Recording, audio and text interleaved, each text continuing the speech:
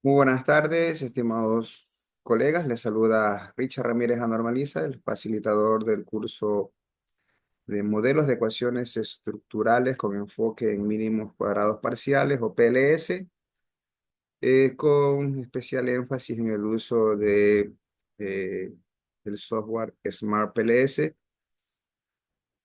Ok, bienvenidos a los que se suman el día de hoy. Voy a hacer una revisión de unos 5 minutos de lo que hemos visto la sesión previa y si alguien tiene alguna inquietud, alguna duda, con mucho gusto se las resolvemos. ¿Ok? Comentarles que dentro de las técnicas multivariantes, cuando hablamos de técnicas multivariantes, estamos hablando de estudios mayormente cuantitativos. Cuando trabajamos con análisis bivariantes es complejo y tenemos que analizar mucho más variables, aumenta la complejidad. Dicho esto, dentro de los temas o las técnicas un poquito con mayor complejidad, está esta que es la de análisis a través de modelos de ecuaciones estructurales, que tiene dos enfoques, uno trabajando con la covarianza y otro trabajando con la varianza.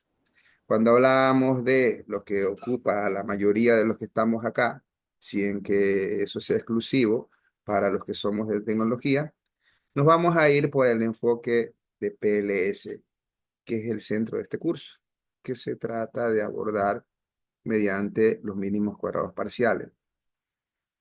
Cuando hablamos de este tipo de estudios, estamos hablando de estudios donde es para predecir mayormente algún evento o crear modelos predictivos y donde el tema de la normalidad de los datos es una cuestión que puede quedar de lado y que la cantidad de observaciones a analizar puede también tener unas limitaciones con respecto al tamaño, es decir, no tan grande. Mientras que cuando trabajamos con el análisis basado en la covarianza, estamos hablando de estudios que tienen como finalidad probar una teoría o contradecir alguna teoría y indudablemente cuando estamos hablando de este tipo de estudios es requisito hacer el test de normalidad de los datos para poder avanzar. ¿Ok?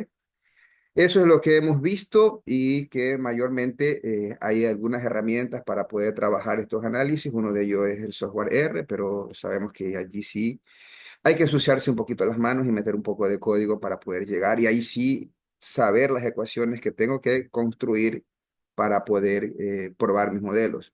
Mientras que la herramienta que vamos a utilizar a lo largo de este curso será totalmente gráfica y intuitiva y se envió a instalar el día de ayer, deberíamos haberla resuelto. Y si no, he copiado el enlace hoy en el chat y eso no toma mucho tiempo hacerlo, así que seguro que alguien ya lo debe estar por terminar. En todo caso, dicho esto, no sé si hay alguna inquietud, alguna duda de lo que vimos en la sesión anterior y que hoy vamos a trabajar en algo importante, que es la construcción de instrumentos de recolección de datos, la fiabilidad de los instrumentos y a partir de allí vamos a dar un vistazo a lo que es ya la herramienta como tal que se ha enviado a instalar y veremos allí algunos modelos que carga por defecto el paquete cuando usted instala. Yo tengo una licencia full, que será la licencia que usted por primera vez al instalar el software le da por 30 días. Luego, habían unos costos que no eran altos, que me costaba 400 euros el año, ahora está por los $600. Había una licencia que venía a darme un costo de $20 por mes también, que estaba bastante accesible cuando yo quiero tener full. Entonces yo puedo procesar mis datos hasta 100 observaciones con la licencia estudiante cuando pasen los 30 días de la versión que yo tengo, ¿no? Entonces, dicho esto, vamos a proceder con la clase para el día de hoy. Si no hay alguna interrogante, por favor, me la hacen saber, hacen la mano. Y como somos muy pocos en el curso, siéntase en total libertad de activar su micrófono y en ese momento interrumpir, no pasa nada, estamos aquí entre colegas. Simplemente activa su micrófono y plantea la pregunta. O escribe en el chat, ¿ok?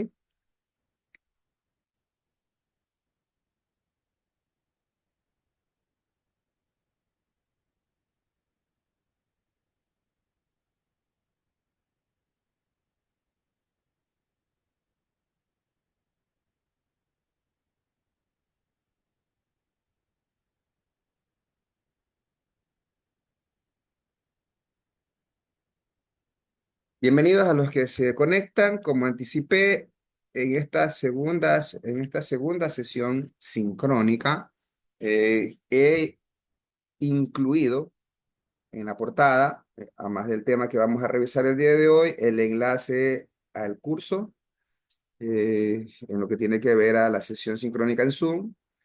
Hay un enlace que debemos registrar nuestra asistencia. Usted da clic ahí, va a un formulario.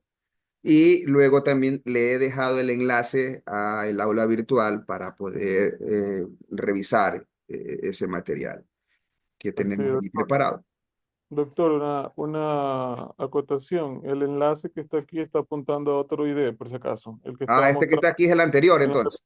Perfecto, gracias, presentación. gracias, profesor Boto. Entonces voy a corregirle este porque este seguro es el enlace que se difundió inicialmente, no es el que finalmente tengo las credenciales. Ok, gracias por avisarme esto, profesor, y ya la voy a ajustar y actualizaré. Gracias por ese dato.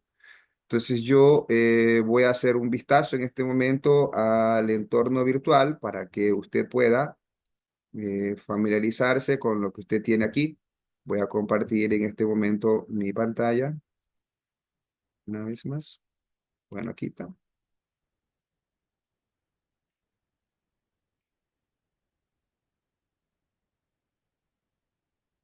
Bueno, este es el entorno virtual de aprendizaje que tenemos. Este es un gráfico netamente ilustrativo. Por ahora hemos revisado algún paper donde trabajaba con este tipo de enfoque. Es más, eh, este es solamente una imagen. Hoy veremos un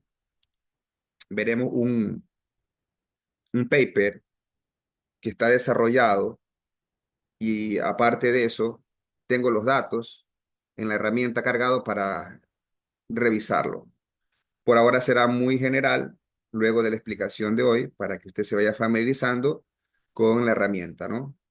Recordarles que nosotros hemos visto la clase anterior donde hemos dicho que eh, cada uno de estos círculos corresponden a variables latentes, es decir, variables que no se pueden medir de manera directa y que requieren el uso de indicadores como son los que tenemos acá. Estos indicadores usted debe codificarlos porque a la hora de cargar los datos es mejor trabajar con códigos como están aquí que con el nombre o la definición larga del indicador. Luego, yo tengo que cada flecha que yo tengo en este modelo no es otra cosa que una relación de causalidad de una variable que influye sobre la otra y lo que tengo aquí básicamente viene a ser una hipótesis o un sendero también que lo analizaremos luego. Los valores que ya están procesados aquí, de a poco los iremos revisando, así que tranquilos que en este momento es simplemente la portada, es una imagen, pero yo le digo cómo es que se lee y se interpreta este modelo. Es más, este modelo, déjeme analizarlo, sí, justo este modelo se basa en el modelo de aceptación de la tecnología, muy utilizado para evaluar la aceptación de los sistemas de información. ¿Ok?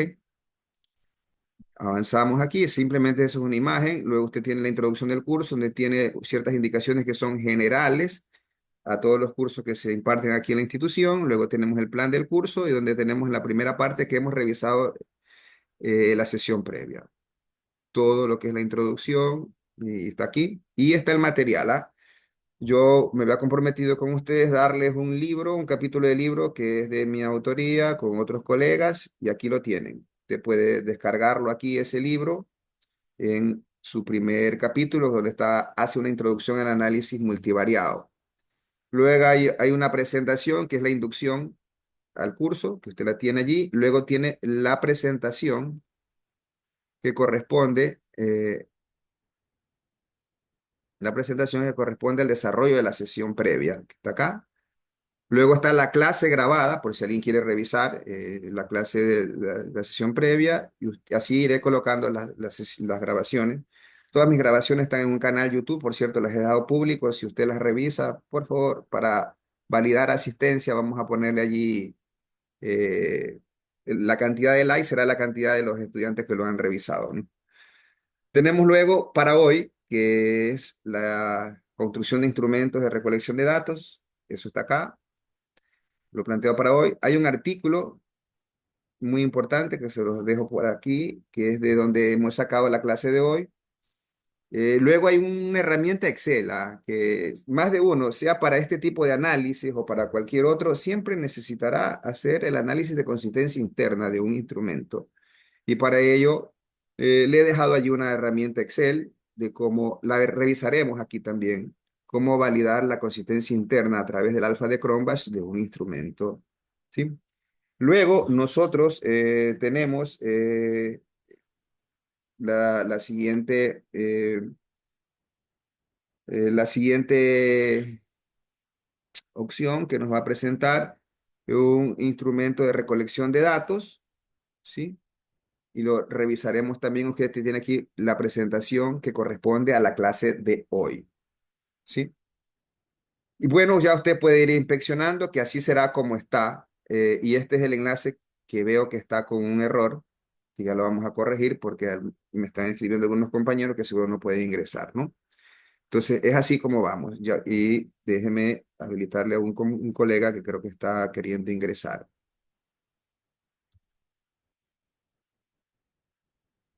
Mientras tanto, me dicen si hay alguna duda, alguna inquietud. Con gusto se las resuelvo.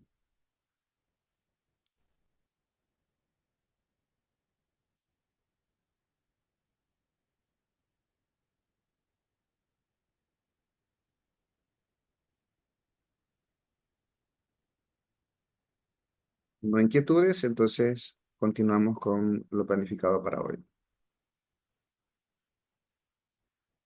Doctor, Muy buenas, buenas sí, noches. dígame, doctor. Solo para recordar nomás, la imagen que muestra, usted anteriormente tiene 7 hipótesis. Muy buena pregunta, ¿ah? Muy buena pregunta. Te digo, vamos a revisarla, ¿no? Veámoslas en este momento para ver si es que es así.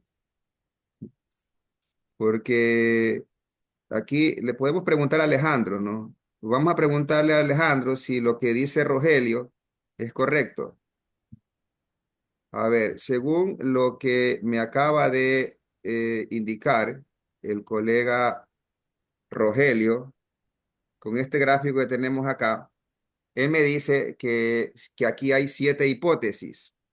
Eh, Alejandro, usted estuvo conectado toda la sesión de ayer, perdón, la sesión anterior. ¿Es correcto que hay 7 hipótesis aquí? En esta imagen se visualizan 7, en este caso, modelos de hipótesis. Siete En el de ayer hipótesis. sí A ver, teníamos sí. 7, vamos a contarla. 1, 2, 3, 4, 5, 6, 7. Efectivamente, los dos de acuerdo. Me siento tranquilo, significa que he explicado bien. Gracias, Rogelio. Gracias, Cinco, Alejandro. Sí, efectivamente. 5 sistemas, ¿Cuántos modelos de medidas? 5. 2, 3, 5. Perfecto, Rogelio. ¿Y cuántos modelos estructurales? eh, Uno. Solo hay un modelo estructural siempre, que no es otra cosa que la unión y que definió esas hipótesis. Cada flecha que fluye de un lugar a otro es lo que se conoce como el modelo estructural o el modelo interno. Y cada uno de los modelos que se arman acá, donde están los indicadores que sirven para medir esta variable, ¿sí? Significa que eso es un modelo de medidas o modelo de medición y es igual al número de variables latentes que yo tenga. ¿Cuántas variables latentes tengo aquí? Tengo 5. Por lo tanto, tengo 5 modelos de medidas. Y yo le digo, ¿cuántas variables observables tengo en este modelo?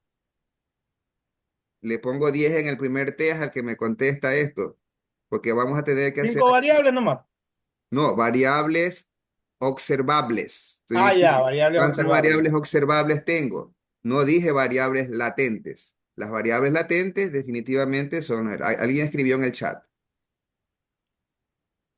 22. Son Veamos si los son 22. indicadores. Aquí hay 5, 10, 22, 22. 22. Perfecto. Estamos bien. Entonces, los indicadores o variables observables son estas de acá. Y si hay 22. Muy bien. Bueno, avanzamos entonces. Creo que estamos bien, ¿ah? Muy bien. Si así fueran mis alumnos que tengo en base de datos, estaríamos muy bien, ¿no? Felicitaciones, compañeros. Avanzamos entonces. Conceptualicemos una vez más lo que son las variables latentes. ¿Sí? Las variables latentes básicamente son unos constructos o conceptos que eh, no se pueden medir de manera directa. Generalmente son conceptos teóricos, ¿sí? Y que para poderlos medir debemos recurrir a variables observables o indicadores. Estos conceptos, ¿sí? O estas variables también se las conoce como constructos. Generalmente son fenómenos, son objetos que usted quiere estudiar, ¿sí? Y luego estos fenómenos o estos objetos que usted quiere estudiar, que finalmente son variables, ¿sí? ¿Usted qué tiene que hacer? Relacionarlos entre ellos. Entonces, luego veremos cuáles son las características de cada uno de estos elementos fundamentales en un modelo de ecuaciones estructurales, como son las variables latentes. Una de las características es que no se pueden observar de manera directa, es decir, yo no puedo medir. Ejemplo de una variable, ya le dije en la última sesión, la satisfacción del cliente pudiera ser una. El estado de ebriedad también vimos como ejemplo, ¿no? ¿Sí? Luego, ¿qué más? Otra característica son temas o constructos teóricos.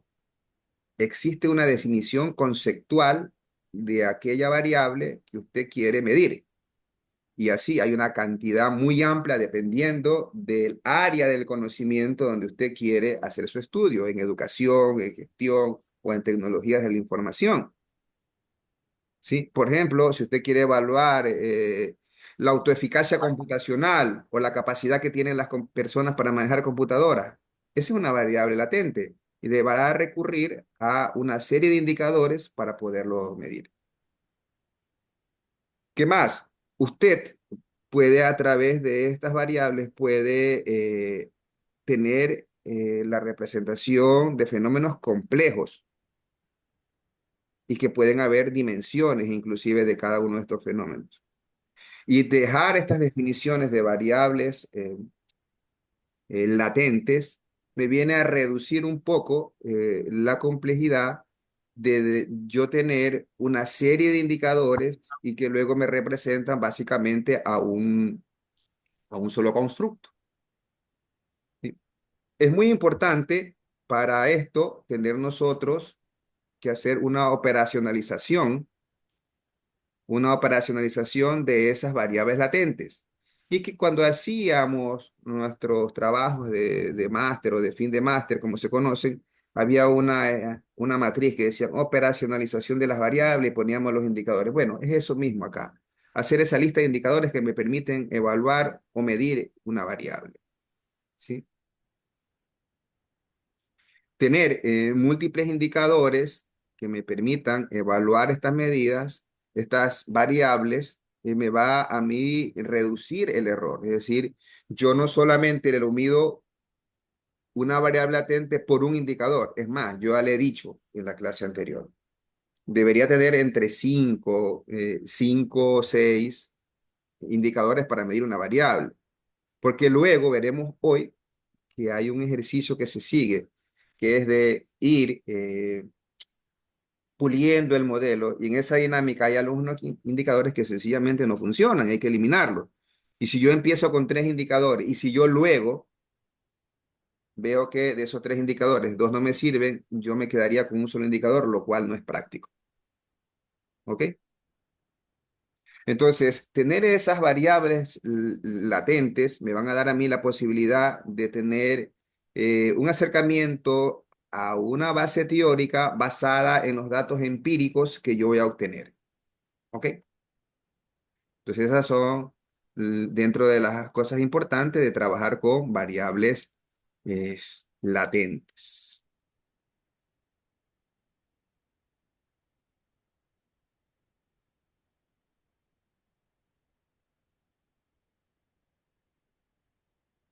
Vimos también, aunque esto entiendo se dejó un poco claro la sesión previa, era los tipos de variables latentes. Usted tiene variables latentes, principalmente nosotros vimos las exógenas y las variables endógenas.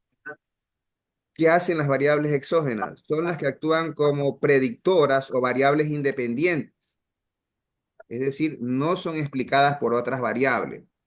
Es decir, de donde sale la flecha hacia la otra variable y que esa variable no recibe ninguna variable de entrada, ninguna flecha de ingreso. Entonces esa es exógena. Y las endógenas son donde ingresa la flecha o la hipótesis y funcionan como variables de dependencia y son explicadas, sí, al menos parcialmente por otras variables. Y a partir de estas variables, que son las que me permiten construir la mayoría de los modelos, también tengo la posibilidad de tener otras variables latentes, como son las moderadoras y las mediadoras, que como su definición ya lo deja claro, la primera me va a ayudar a afectar la dirección o la fuerza de la relación entre dos variables, es decir, viene a condicionar o a moderar la relación entre dos variables. Mientras que las mediadoras lo que hacen es transmitir el efecto de una variable sobre otra y le sirven como un mecanismo explicativo intermedio. Algo que también se revisó muy rápido la sesión previa y hoy ya es un poco más formal, es los modelos de medidas y que los modelos de medidas tienen indicadores y que esos indicadores tienen dos modos, uno reflectivo y uno formativo. Nosotros hemos explicado eso y que cuando hablamos de un modelo reflectivo es cuando de la variable latente sale la flecha hacia el indicador gráficamente. Entonces, ¿qué característica tiene un modelo reflectivo? Que aquí los indicadores son intercambiables, ¿sí? Y deben estar altamente correlacionados entre ellos, ¿sí? Y eliminar un indicador no altera el significado del constructo.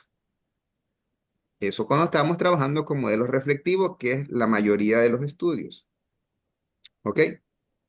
Generalmente, en la mayoría de los casos, usted no debería tener modelos combinados en una misma variable. Yo lo mencioné ayer, pero existe esa posibilidad, son muy pocos estudios, además yo no tengo algún estudio donde en el mismo modelo tengo reflectivos y formativos, no. ¿Sí?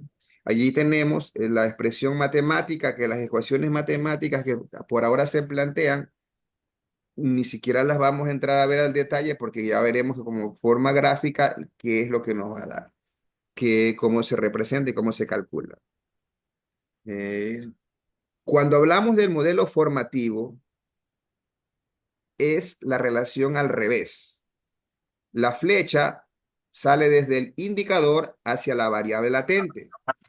Es decir, los indicadores causan al constructo o variable latente.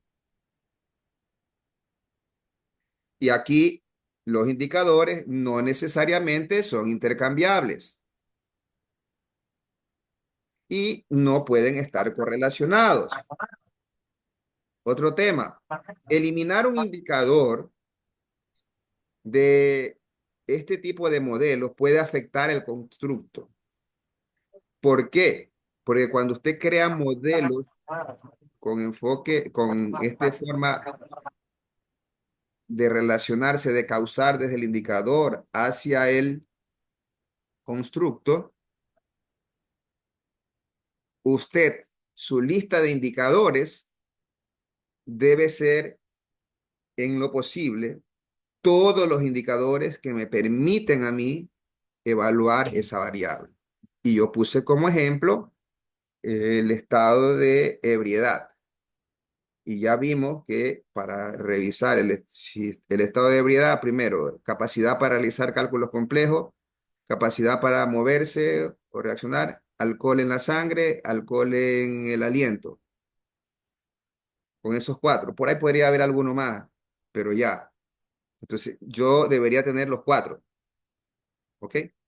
Entonces, cuando yo estoy trabajando con este tipo de modelos, es decir, que salen desde el indicador hacia la variable, yo debería estar pendiente de estas condiciones. Y al momento de evaluar, son otras las condiciones que se dan y otros cálculos. ¿Ok? Por ahora eso es importante y allí tenemos la representación matemática, pero luego veremos cuando se hace el cálculo cómo funciona esto y el valor que me da y cómo interpretarlo y qué parámetro es el que debo utilizar. Por ahora nos basta comprender eso. Vemos aquí algo muy interesante, ¿ya? Que cuando yo tengo que evaluar las variables latentes, ¿sí? Yo tengo que hacer lo siguiente.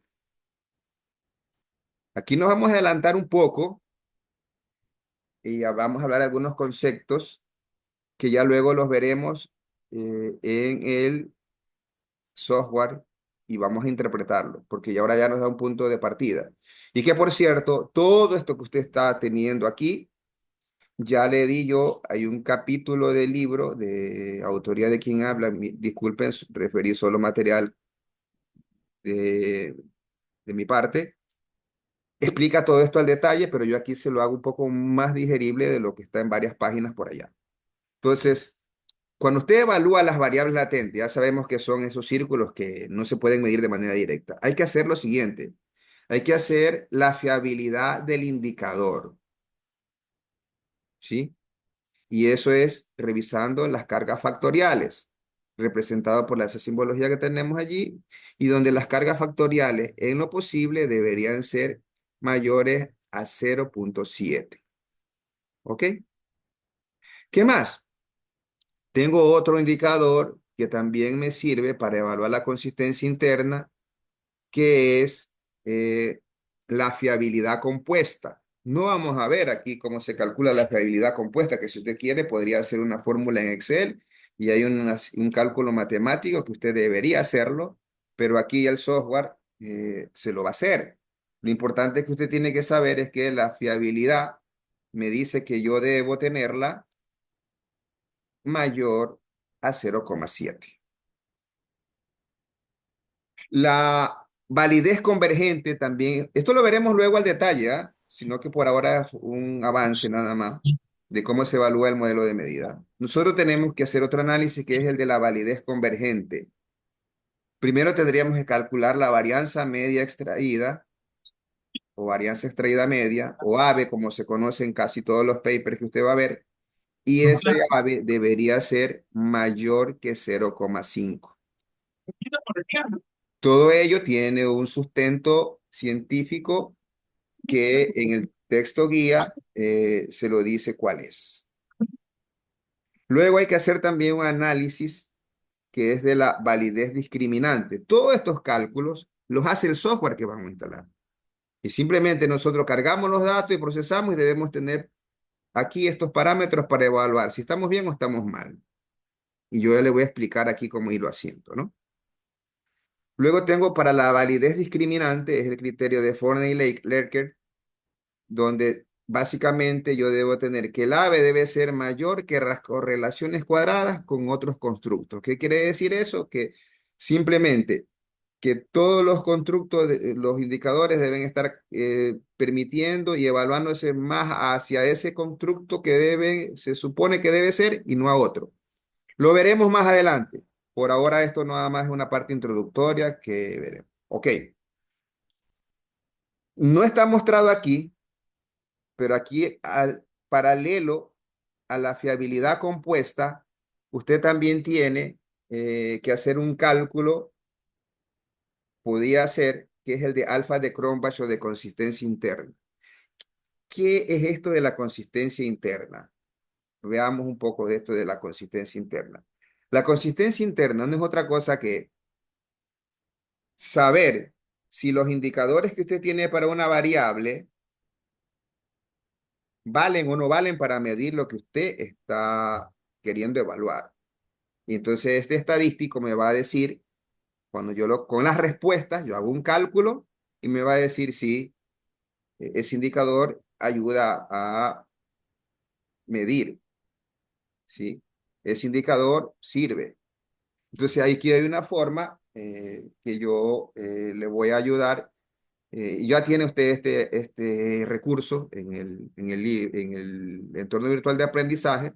Lo voy a descargar en este momento porque estamos por acá.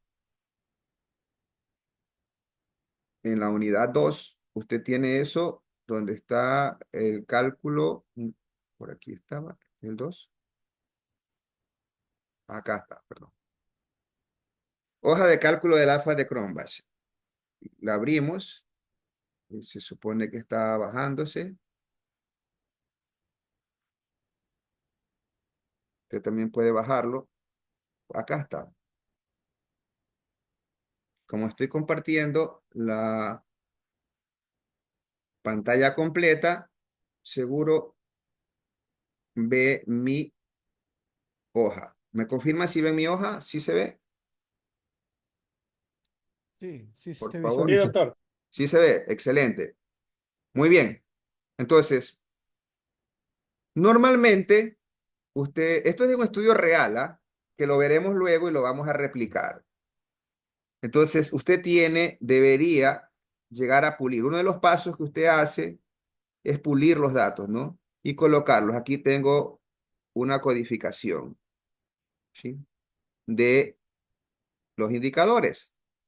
Por ahora, no sé, no recuerdo qué variable era la que estaba midiendo aquí en los estudios que tengo. Déjeme revisarla aquí para algo que también ya usted lo tiene.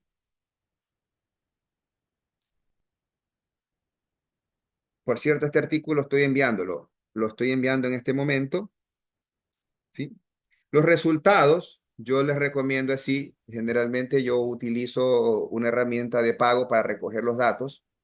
Y esto es lo que me da la herramienta. Ya me los da aquí en Excel, ¿no? Me los da aquí las herramientas, pero acá está la pregunta o el indicador. Yo los tengo allí y yo luego, ¿qué es lo que yo hago? Simplemente, primero, algo muy, muy importante, cuando usted revisa los datos que ha recibido, ¿sí? Cuando usted revisa los datos, hay que ver que si usted tiene ausencia de datos. Entonces, aquí hay una ausencia de datos, ¿sí se dan cuenta? ¿Sí? Entonces, usted cuando tiene ausencia de datos, tiene que hacer el siguiente análisis. Una, eliminar ese dato que está incompleto no me altera mi muestra, los elimino.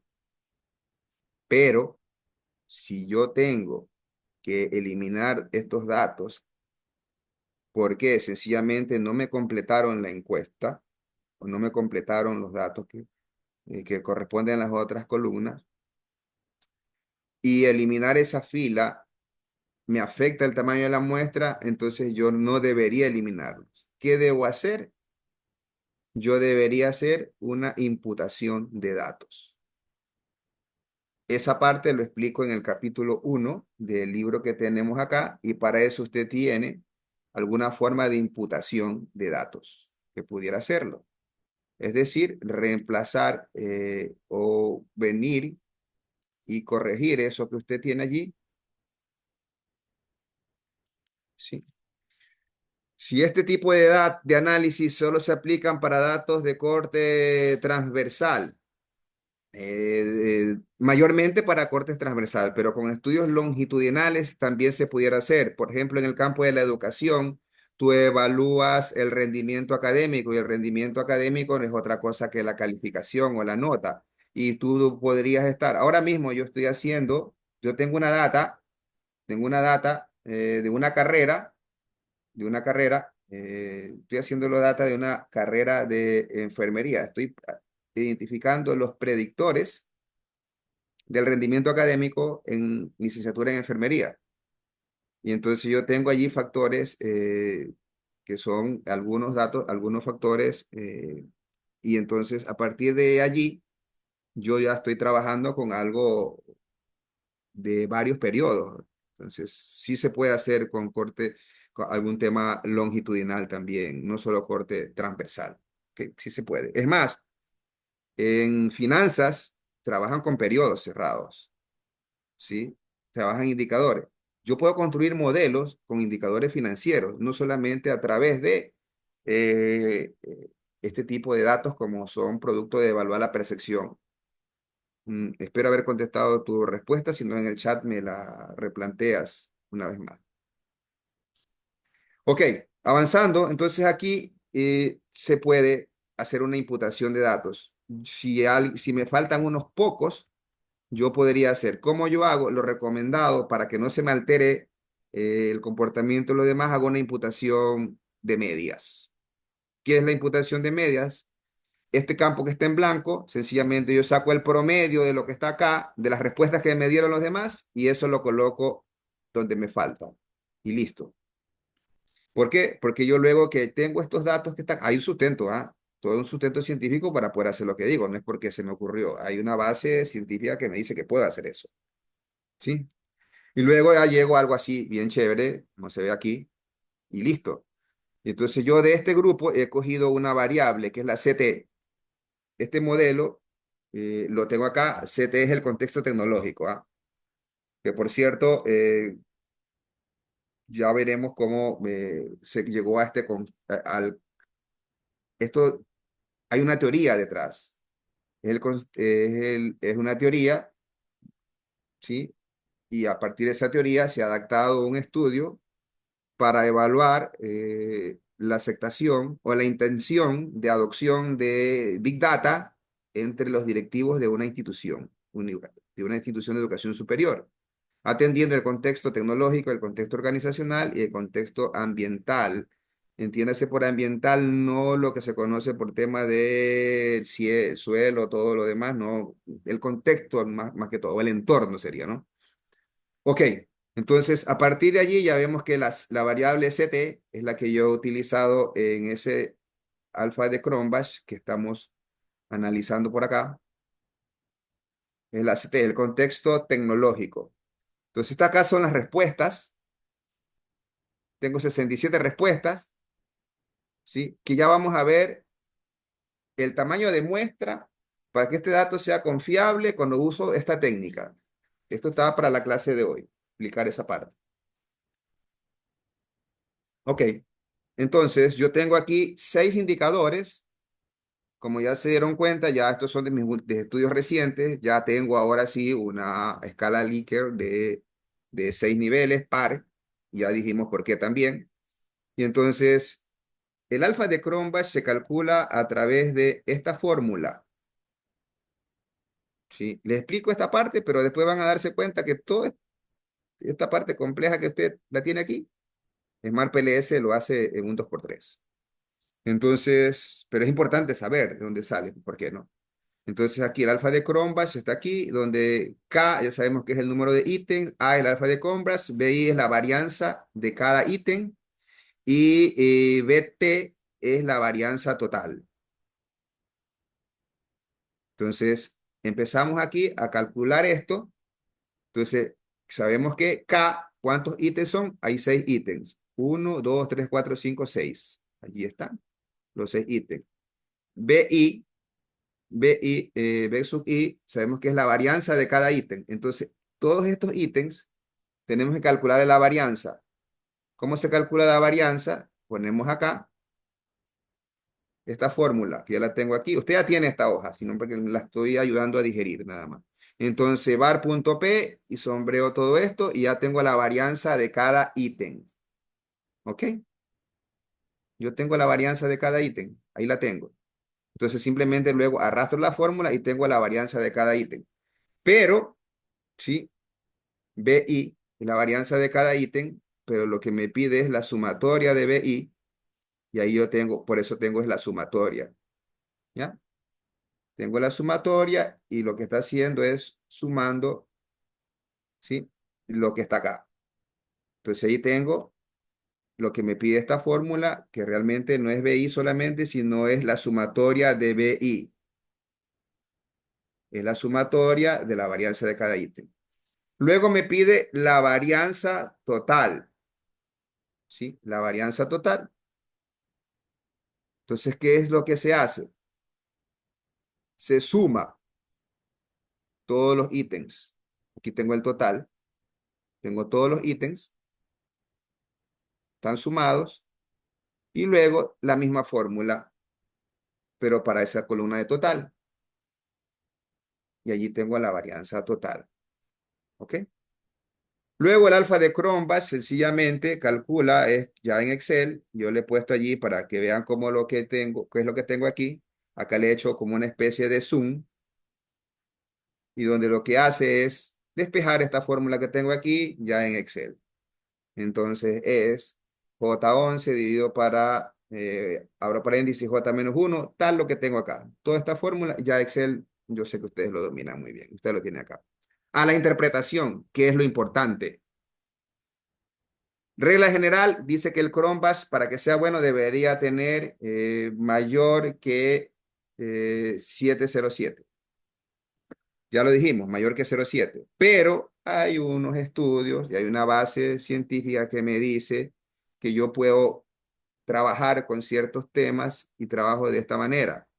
Me dice que cuando yo estoy con 0,66 a 0,71 es muy confiable. Es decir, muy confiable este indicador. Aquí ya me dio una respuesta de 8,8. Aquí está la fórmula. Punto 8 me dice entonces que estamos frente a algo que está por aquí, ¿no? Es excelente, excelente confiabilidad. ¿Ok? Estamos hablando de que hay una excelente confiabilidad para este. Y ya les diré por qué es que se llega a ese tipo de confiabilidad. Cuando usted hace el diseño de indicadores propios, hay todo un procedimiento que hoy lo veremos, cómo se lo debe seguir. Yo pudiera trabajar con indicadores que tengan algo un poco menor, porque recién yo estoy trabajando, estoy produciendo esos indicadores. ¿Ok? Hasta allí esta parte, que luego vamos a continuemos acá con la lámina en lo que sigue, no sin antes preguntarles si tienen alguna inquietud, alguna duda de cómo se calcula el alfa de Cronbach. Al menos ahí le queda la hoja de Excel para que usted lo haga. ¿Sí? ¿No? Avanzamos entonces. ¿Dónde usted utiliza las variables, estas variables latentes que estamos revisando? En psicología. Se usa bastante en psicología. Hay modelos de evaluación psicológica que se hacen, donde se hace el tema de la inteligencia, la personalidad. Este de personalidad de 5 Big Five es muy utilizado. Tema de actitudes y bienestar psicológico se utilizan allí. En lo que tiene que ver con administración, se utiliza para satisfacción del cliente, calidad percibida, imagen de marca, la cultura organizacional. Y hay un montón de estudios que terminan en Q1, Q2, bien ponderados con esta técnica. Tenga la seguridad que si usted hace un estudio con esta técnica, con todo el procedimiento que está aquí, sin problema, está apuntando para Q2, Q1 en sus publicaciones. Y claro, tenemos que hacerla en inglés, eso sí. Con temas de sistemas de información, que es donde estamos la mayoría aquí conectados, yo puedo trabajar sobre la facilidad de uso de los sistemas, la facilidad de uso de una aplicación, la utilidad de algún sistema, la confianza en alguna tecnología. es allí donde tenemos los de sistemas esa posibilidad de utilizarlo. Y yo le digo, a mí, en lo personal, con mi estudio, llegamos a tener algo muy, muy fabuloso y que los resultados ahora son palpables a nivel nacional por el uso de los sistemas e-learning entre profesores y estudiantes. Creo haber subido, sí, estoy seguro que también les he subido, sí, ya me acordé, en la unidad 3, ustedes tienen ese estudio al que le hago referencia y lo pueden revisar, donde yo hice un modelo para evaluar, para predecir la aceptación de los sistemas e-learning entre profesores y estudiantes, y ese es ya dentro del grupo de o del área de sistemas de información. En específico, porque ahora lo que hemos visto variables latentes para manera general, cuando hablamos de variables latentes, ya en el entorno de ecuaciones estructurales con mínimos cuadrados parciales, las variables latentes básicamente hacen o se miden a través de indicadores, ¿sí? Y eso nos ayuda a que nos hagamos una aproximación a constructos teóricos. Y algo interesante cuando trabajamos con variables latentes y en PLS es que el tema de la normalidad no es un requisito. Y se pueden manejar modelos bastante complejos, es decir, que tengan algunas variables y con tamaños de muestras reducidos. Ya diremos acá cuál sería el ideal cuando trabajamos con PLS y la muestra. Esa fórmula que anda rodando por allí de cálculo de la muestra, créame que no tiene ningún sustento científico, porque no es lo mismo aplicar una muestra con esa fórmula que anda por allí para para una técnica que para otra. ¿Sí? Ya en el trabajo que vamos a hacer con Smart PLS, trabajar con variables latentes e indicadores es de lo más fácil, porque es una herramienta sumamente gráfica y fácil de manejar. Y las estimaciones se remiten simplemente a un par de clics y más es a la interpretación que me da. ¿Sí? Cuando nosotros trabajamos perdón, cuando trabajamos con este tipo de estudios, lo importante es el diseño del instrumento, que es lo que nos ocupa el día de hoy. Entonces, el instrumento debe estar muy bien elaborado. Si los ítems deben cubrir todas las dimensiones relevantes del constructo que quiere medir y siempre se tiene que está inmerso dentro de lo que es modelos de ecuaciones estructurales, el análisis factorial confirmatorio, que no es otra cosa que ese modelo de medidas, ver si sirve o no para evaluar esa variable latente que estoy definiendo. Con PLS trabajamos con modelos predictivos.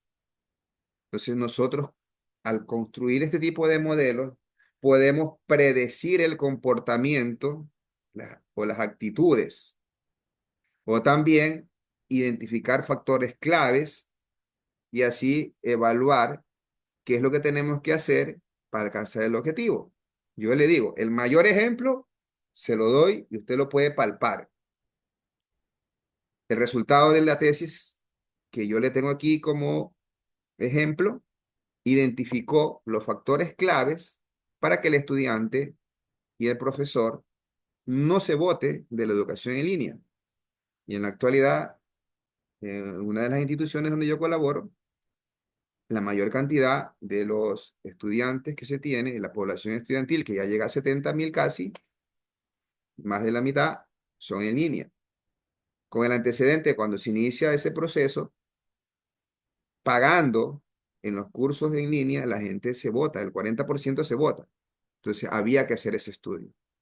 Entonces, se tiene ahí ese estudio para predecir el comportamiento de ellos y entonces nos dio las pautas para poder trabajar y apuntalar lo que necesitábamos para controlar y lograr esto. Porque finalmente lo que yo construí fue un modelo predictivo. predecir la aceptación. Sí. Ok. Y así es como nosotros, los de sistemas, cuando estamos implementando sistemas o tecnología, ya sea hardware o software, podemos hacer este tipo de estudios para tener el éxito en nuestras implementaciones. Se trabaja a futuro, algo en lo que viene trabajándose recientemente, en lo que tiene que ver con las variables latentes, es que se tiene a trabajar con series temporales. Y allí está la respuesta al que me consultó. Es decir, trabajar en estudios longitudinales, ¿sí? También viene la integración con la inteligencia artificial, trabajando con redes neuronales, ¿sí? Para realizar modelos híbridos de ecuaciones estructurales con Machine Learning para el descubrimiento automático de variables latentes en la analítica de datos masivos o Big Data. Entonces, esos son temas recientes en los que se llega a involucrar lo que tiene que ver con los modelos de ecuaciones estructurales trabajando con variables latentes, ¿no? Muy bien, hasta aquí alguna consulta porque vamos a revisar la última temática que por cierto son 10 pasos de la creación de instrumentos de recolección de datos. ¿Alguna duda? ¿Alguna consulta?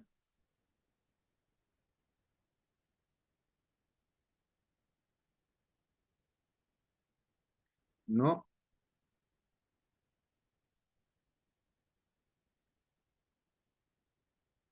Bueno, este día sí vamos a poder hacer una pausa de al menos 10 minutitos y reintegramos acá, ¿ok? Tomemos una pausa de 10 minutos exactos, ¿ok?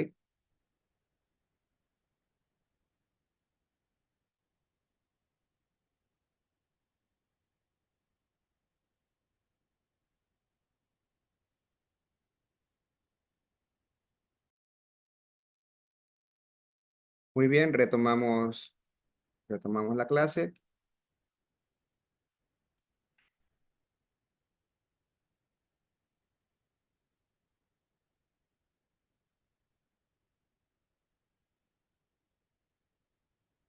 ¿Alguna inquietud? ¿Alguna consulta? Hola, yo quiero hacer una pregunta. Adelante.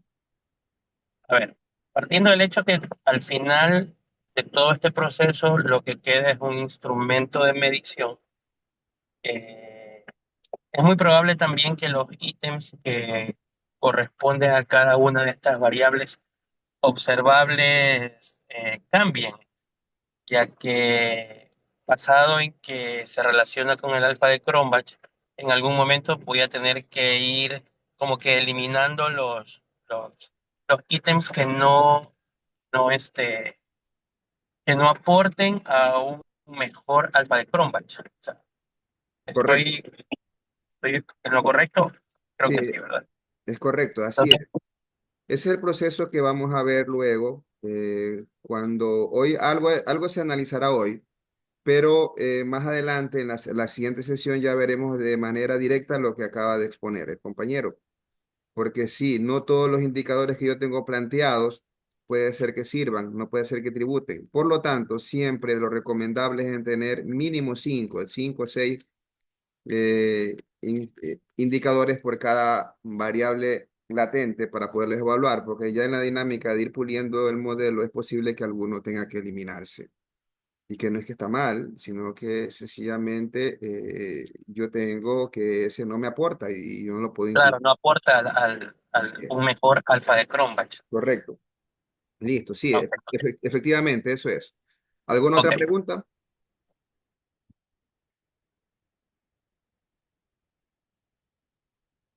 No, entonces avanzamos.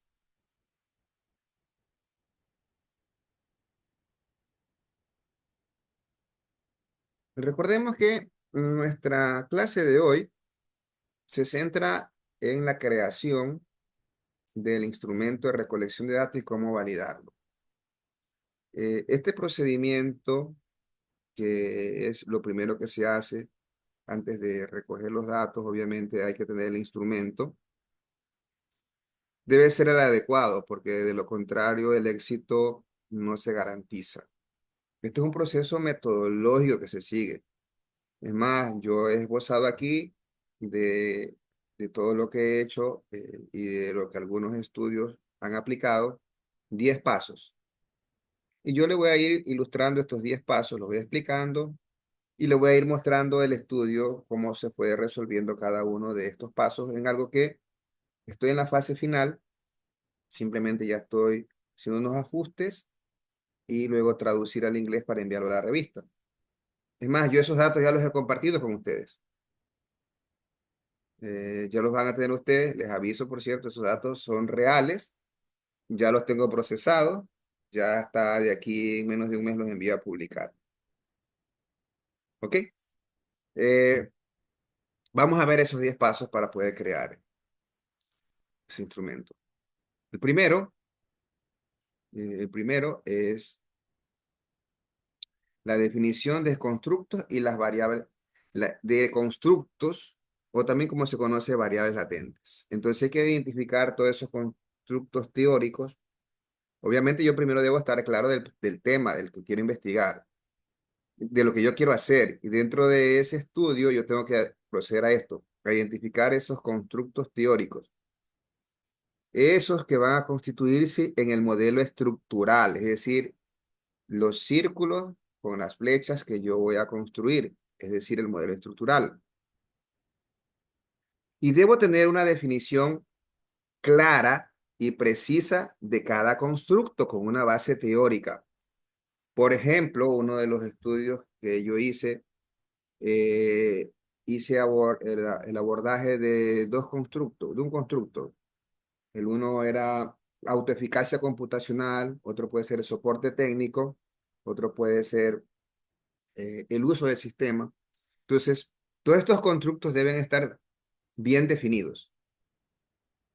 Luego hay que tener la determinación de la naturaleza o el método de indicador o la forma del indicador, si es reflectivo o es formativo. En mi experiencia, la mayoría son reflectivos. ¿Sí? Y luego hay que hacer esas relaciones entre los constructos. Básicamente, ¿eso qué es? El establecimiento de las hipótesis. Entonces, en este primer paso, lo que claramente debemos hacer es definir las variables latentes, ¿sí? Cada variable latente o constructo latente debe estar conceptualizada con el autor que lo definió.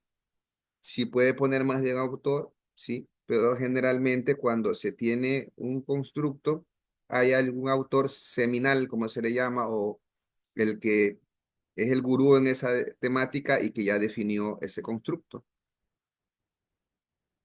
Se define si va a utilizar indicadores formativos o reflectivos, ¿sí?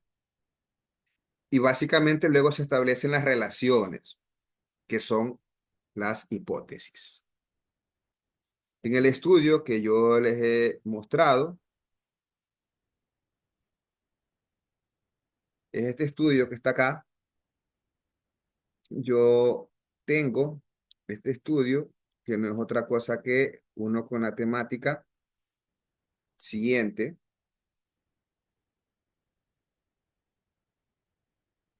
Yo estoy trabajando sobre el modelo de adopción de Big Data en una universidad. ¿Sí?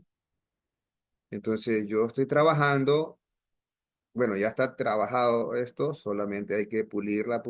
Entonces, dentro de eso, ¿qué es lo que yo he hecho? ¿Sí? Primero, he de identificar qué es la Big Data. Básicamente es una tecnología. Entonces, dentro de esa dinámica, yo he identificado, ¿sí?, algunos modelos teóricos que sirven para explicar la adopción de tecnologías, sobre todo en contextos educativos. Uno de ellos es el modelo de aceptación de la tecnología OTAN, que yo lo expliqué en la sesión previa y dije su origen. Y el otro es la tecnología, organización y entorno, o conocido como TOE, que también me sirve para explicar. Y yo tengo los autores de dónde sale toda esa teoría, ¿no? Entonces, analizando esos dos, yo luego me decido ir por el TOE en este estudio, que básicamente ese modelo me plantea que yo debo utilizar tres constructos y esos tres constructos o variables latentes son el contexto organizacional, perdón, el contexto tecnológico, el contexto organizacional y el contexto del entorno o el ambiente, y que esos contextos influyen en que un usuario tenga la intención de adoptar una tecnología, para este caso, la Big Data. Este estudio, como hablamos de Big Data, no estamos hablando de usuarios operativos, esto es para directivos de una institución de educación superior. Entonces, allí está centrado el estudio. Una vez que hemos hecho esto, está esta parte, pero se da algunas vueltas. Yo aquí ya le muestro lo que ha resultado después de algunas semanas, ¿no? Ya está el modelo planteado. Y yo no me lo inventé, yo lo busqué, ¿ok? Revisé algunos y vimos que este era el más adecuado para este estudio.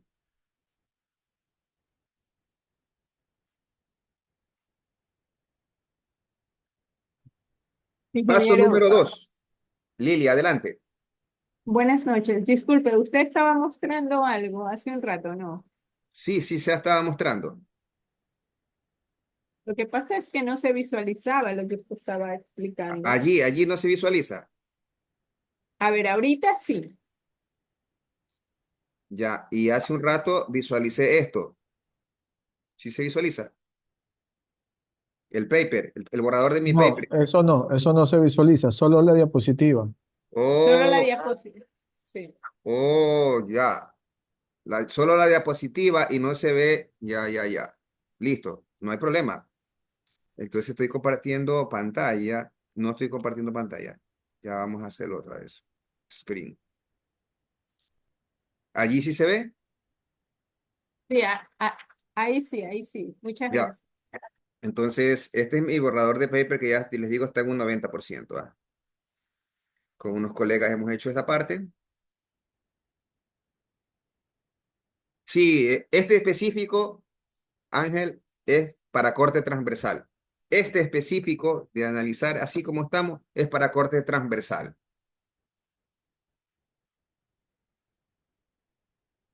Muy bien.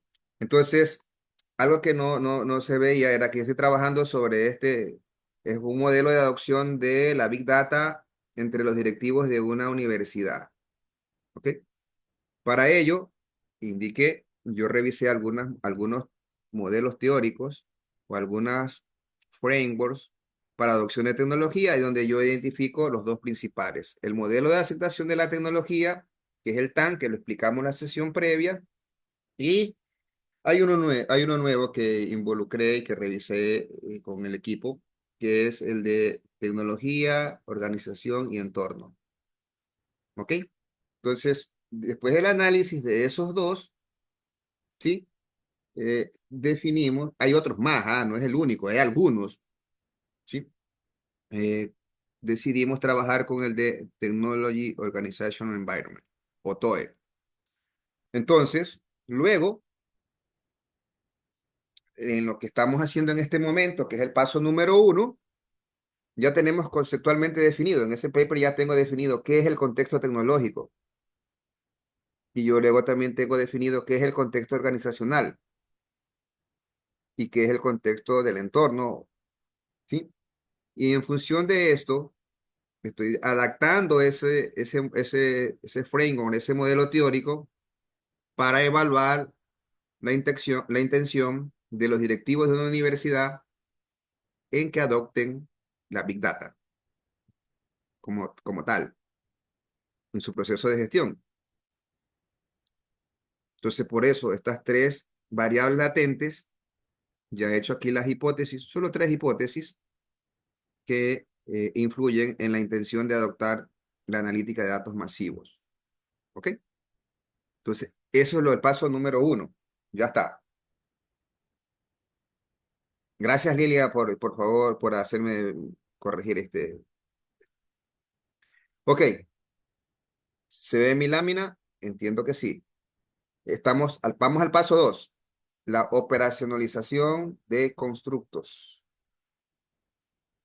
¿Qué es esto? La selección de indicadores observables. Es decir, ese indicador, eso que me va a permitir medir esas 4 variables latentes que tengo allí. En algunos casos, si en la mayoría, usted tiene escala tipo Likert, ¿sí? O puede tener algunas otras opciones para evaluar esos constructos. En algunos casos podrían ser indicadores numéricos de algún proceso productivo, pero cuando trabajamos con las ciencias sociales en educación, generalmente van con escala tipo Likert, que ya se dijo, por favor use 6. Ya este sí cumple la recomendación. Estos son de los últimos estudios que estoy haciendo.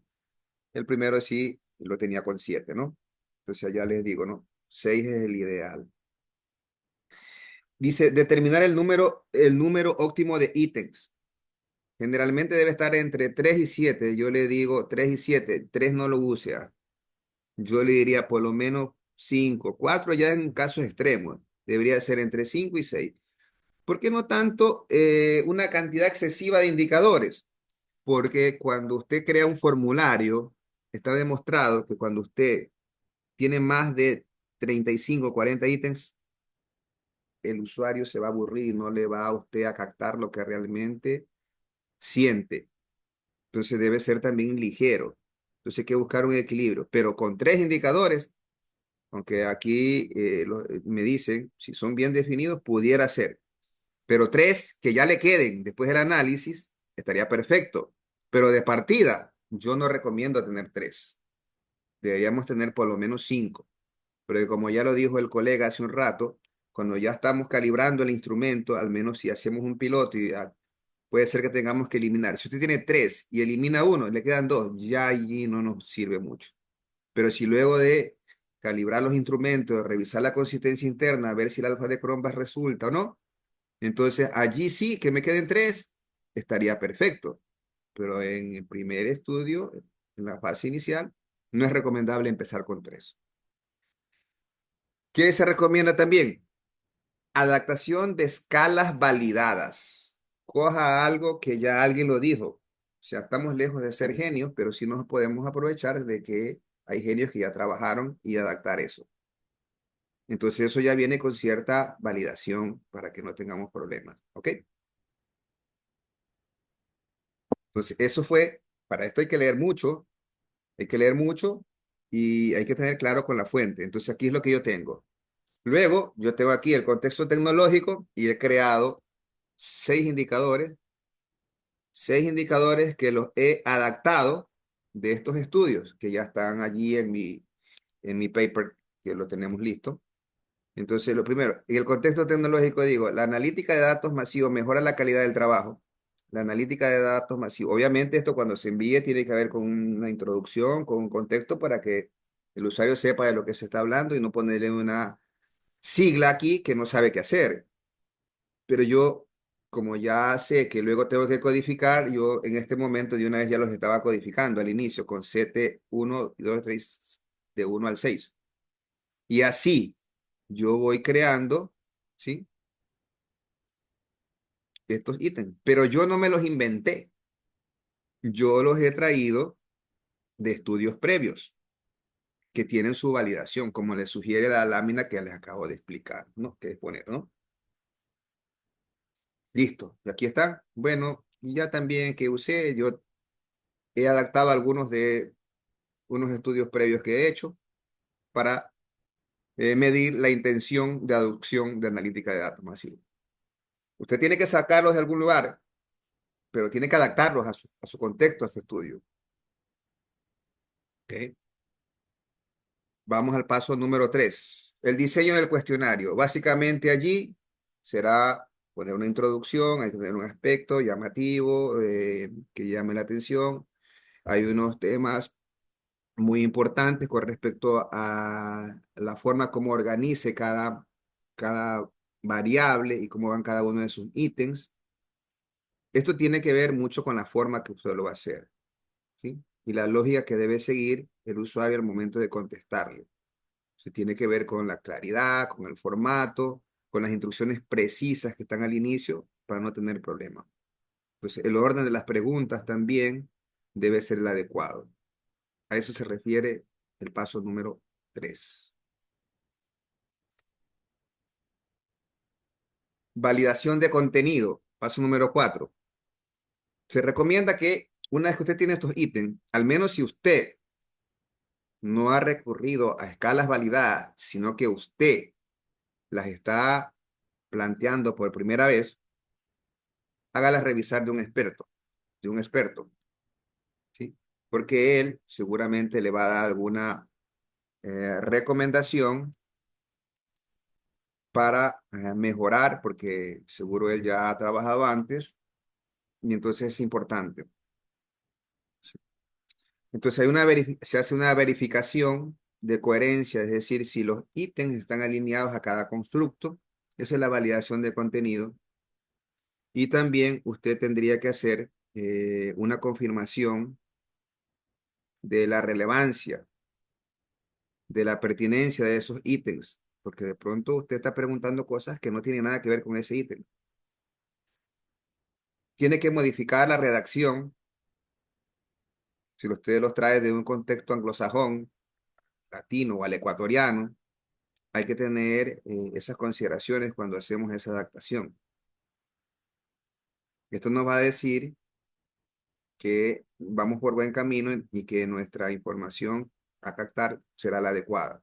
Entonces, esa es la validación de contenido que de ley tendremos que hacer. Incluso para esto, la revisión de expertos, usted puede hacer una triangulación, porque a veces no coincide. Envíeselo a 2 o 3 personas y los criterios de que ya dos especialistas te dicen que corrijas eso, hay que prestar atención. Si de pronto de los 3, uno de manera aislada te dice algo que tú crees que realmente no debería ser considerado, pues no. Pero si ya 2 o 3 te dicen, oye, eso está mal, hay que corregirlo, ¿no? Por eso es muy importante la revisión de expertos. Luego hay que hacer un piloto. Aumenta la rigurosidad científica cuando usted, antes de aplicarlo, coge una pequeña muestra de entre 30 y 50 participantes. Yo creo que podría ser un poquito menos también, dependiendo de lo que usted tiene como población final y aplicársela. Y entonces usted luego evalúa esos ítems, cómo fueron interpretados por los encuestados. De pronto le van a decir, yo no entiendo qué es lo que me estás preguntando. Se calculará el tiempo de respuesta que se toman y puede hacer un análisis preliminar de alfa de Cronbach y de fiabilidad compuesta aquí. Entonces ya con esa respuesta de esos 30, 50, usted puede calcular el alfa de Cronbach y dice, mira, este ítem no da, o estos indicadores no dan. Entonces de allí lo puede corregir. ¿Sí? Y es el paso 6. Refinamiento del instrumento, donde usted elimina o modifica ítems que le están dando problemas, o mejora o perfecciona la relación en función de la retroalimentación que recibe de haber aplicado el piloto. También puede ser que necesite ajustar las escalas. Ojo, las escalas deberían ser estándar. No puede ser que un ítem tiene una escala de 1 a 6, y en otro tiene de 1 a 4, y el otro de 1 a 5. Eso va de la mano con lo que usted debe cumplir, que es una optimización del formato del instrumento. Tamaño de la muestra. Preste mucha atención a esto que yo ya le había anticipado. ¿Ah? El tamaño de la muestra, ¿sí? Yo le dije, esa fórmula que anda por allí de la muestra no es aplicable para este tipo de estudios. ¿Ah? Hay una regla que dice, ojo con la regla, ¿ah? Ojo con la regla, que es la que me va a decir que tiene su base científica. Está en el material que yo tengo aquí compartido con ustedes.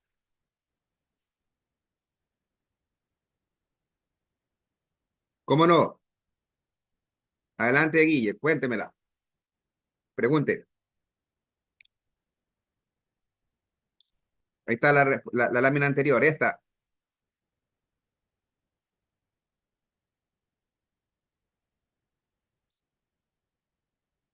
Esta lámina.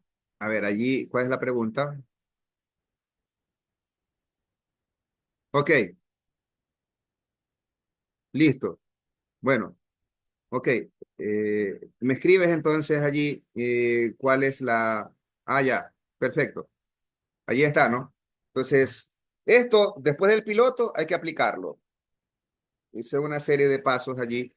Eliminar o modificar ítems, mejorar la redacción, ajustar las escalas. Muy bien, avanzamos.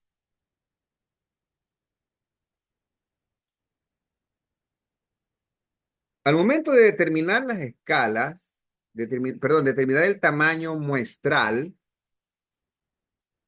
hay una regla que se puede seguir. Estamos hablando aquí específicamente de modelos de ecuaciones estructurales con enfoque en mínimos cuadrados parciales o PLS.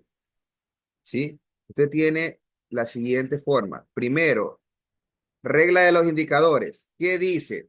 Multiplicar por 10 el número de indicadores del constructo formativo más complejo. Yo no tengo constructos formativos, ¿sí? En el que estoy teniendo por acá, porque lo que yo no lo he graficado, pero estos que están aquí, todos yo los voy a plantear como reflectivos. Le anticipo esto. Todo para mí son reflectivos, ¿sí? Entonces, aquí yo no tengo formativos. Luego, la regla de los senderos o de los caminos o de los paths en inglés. Multiplicar, dice, por 10 el número máximo de paths dirigidos a un constructo específico. Eso sí que lo podemos calcular. Entonces, vamos a ver, repitamos la regla. Dice, multiplicar por 10 el número máximo de paths dirigidos a un constructo específico. Si yo tengo este modelo que está acá, yo reviso cuántos paths recibe este de aquí, que es el que más recibe. Recibe 1, 2, 3. Tengo 3, ¿sí? 3 están hacia un mismo modelo, hacia una variable. Es el que más hay, porque no hay más, ¿no? ¿Ya? Entonces yo multiplico 3 por 10, 30. Con menos de 30 no tengo algo que hacer. No me voy a no voy a llegar al buen camino. Por eso era que hablábamos de que ahora hay estudios, hay un soporte científico para lo que les acabo de decir. No es porque se me ocurre y la lámina está acá.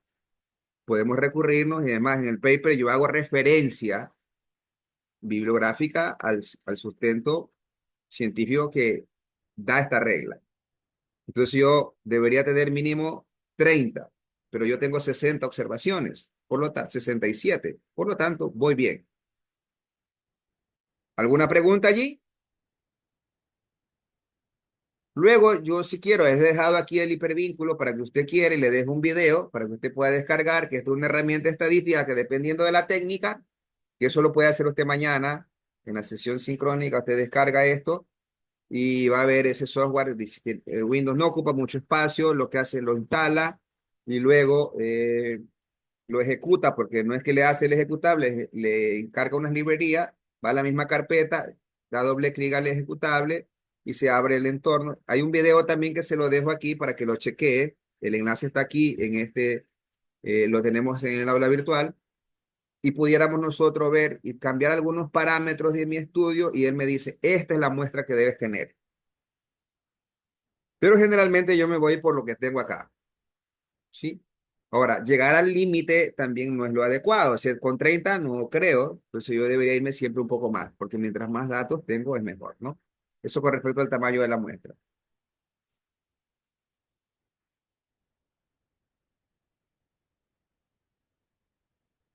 No, el número máximo de path, revisemos la regla, ¿no? Revisemos la regla que nos dice. Una vez más con la regla, dice multiplicar por 10 el número de máximo de path dirigidos a un mismo constructo. Yo aquí tengo, ¿cuántos path máximo? Yo aquí tengo 3. Vámonos a otro modelo. Vámonos al modelo que está en el curso. Y entonces aquí me confirman si se ve la gráfica. Ya aquí.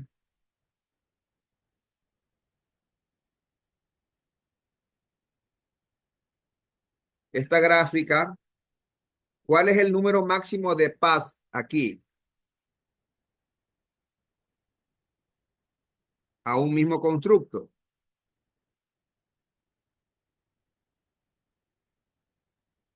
Que Allá llegan a tenía uno mismo, el máximo es 2. 2, correcto. Sí, 2.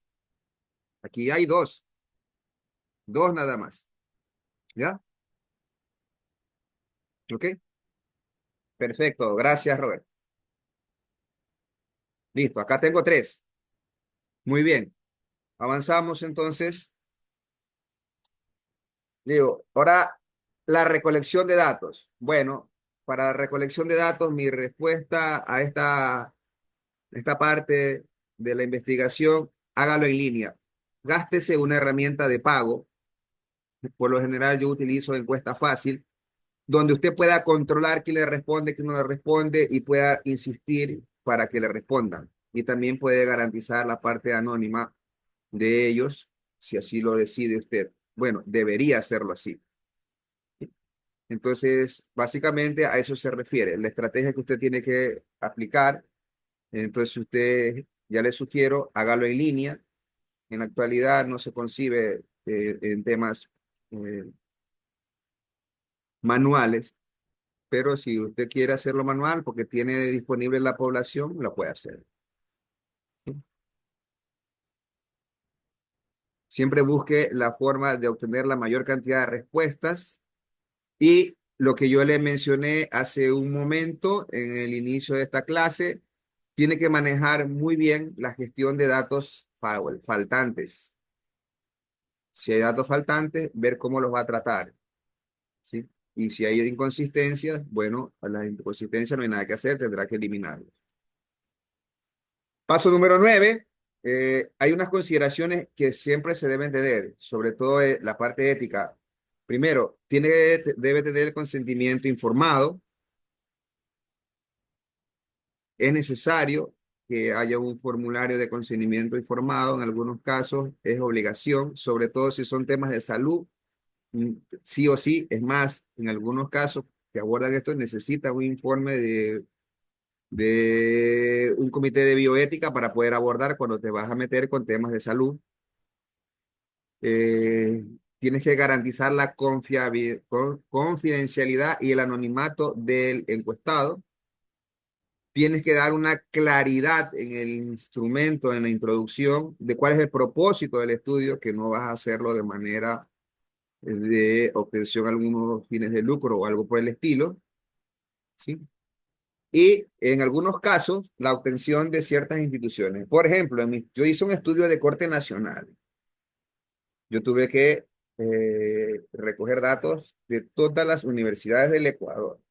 Bueno, no todas, una muestra que debería, cuando hablamos de estudios a nivel de país, Hernández Sampieri, el grupo el que lideró el grupo de ese libro, que es un bestseller de investigación, él dice, cuando tú quieres hacer estudios a nivel que representen un país, tú necesitas mínimo 1000 observaciones. Bueno, yo recogí 1000 observaciones de profesores, 1000 observaciones de estudiantes.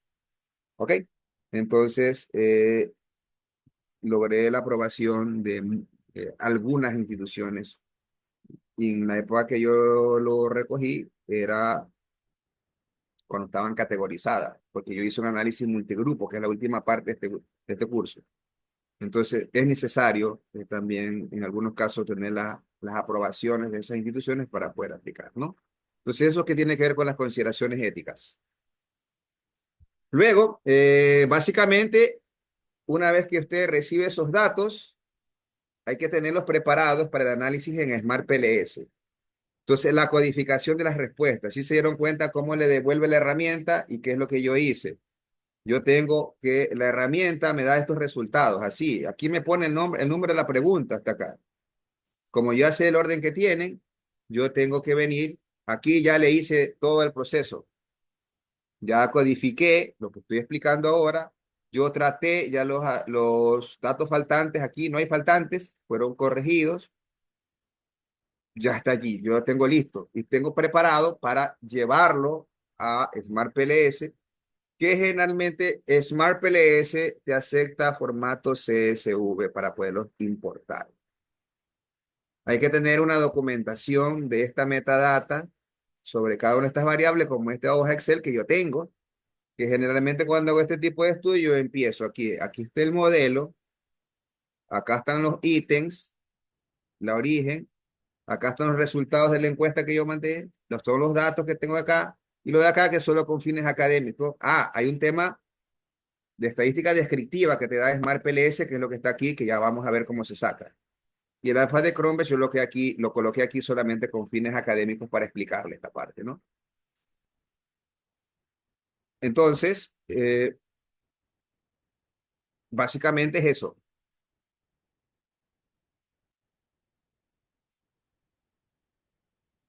Hay una situación que también se debe considerar, es la homogeneidad del cuestionario. ¿Qué es esto de la homogeneidad del cuestionario? ¿Sí? Consiste en revisar esa validación interna y la coherencia de los ítems. Todos los ítems que están dentro del instrumento, de tal forma que se asegure que todos los ítems contribuyen de manera uniforme a la medición de los constructos o variables latentes. ¿Ok? Y eso es lo que se hace, y para ello aquí hay unas herramientas que también me las da Smart PLS cuando yo proceso para poder ir determinando si estoy bien o no con mi estudio. Entonces hay que hacer un análisis de correlación inter-ítem, hay que hacer una correlación del ítem total, hay que hacer un análisis factorial, que eso lo hace inmediatamente, y aquí me habla de que cargas factoriales deberían estar sobre 0.5, perdón. Este coeficiente de homogeneidad que también se calcula, me habla de que debería estar sobre el 0.4, que ya lo vamos a revisar acá. Es muy importante el tema de la homogeneidad del instrumento con la finalidad de tener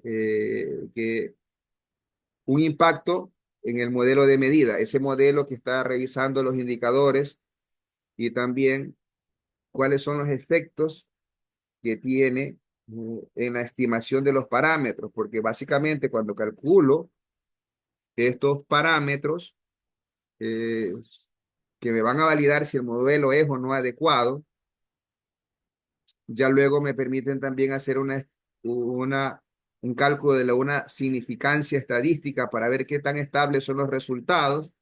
Y eso es a través de, como trabajamos con muestras pequeñas, debemos recurrir a un procedimiento que se llama remuestreo, o conocido como bootstrapping, que lo que hace es, a partir de esa muestra reducida, este procedimiento me genera 5.000 muestras o 10.000, dependiendo cómo yo lo genere, que van a tener el mismo comportamiento para sobre ese remuestreo calcular la significancia estadística y ver si los resultados a los que estoy llegando son estadísticamente significativos o no.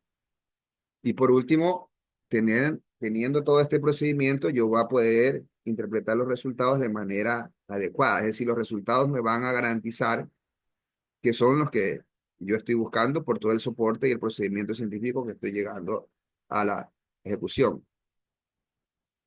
Para poder mejorar la homogeneidad, se recomienda un refinamiento de ítems, ¿sí? ¿Qué es eso? Una reformulación de ítems ambiguos o poco claros, eliminar ítems que no correlacionan con el constructo, lo vamos a hacer, lo revisaremos acá, Es más, me voy a plantear un pequeño modelo para evaluar alguna situación aquí de este curso y voy a generar un cuestionario para la última clase, hacer el ejercicio completo con ustedes y cargar acá y procesarlo. ¿Ok? Luego también se puede hacer una validación interactiva, es decir, yo valido un poco y corrijo, que es lo que yo he manifestado ahora también. Es decir, parte de lo que he dicho ya me está garantizando o me va a ayudar a mejorar la homogeneidad de mi instrumento, como es el caso de hacer un estudio piloto, un preliminar, y con ese preliminar refinar el instrumento y hacer una evaluación continua en cada paso de los instrumentos, de los indicadores para ir viendo quiénes se quedan, quiénes se van y cómo los ajusto. También puedo agrupar, de pronto yo tengo dos constructos y se están dividiendo cuando realmente es uno solo, entonces eso yo lo puedo hacer. ¿Ok?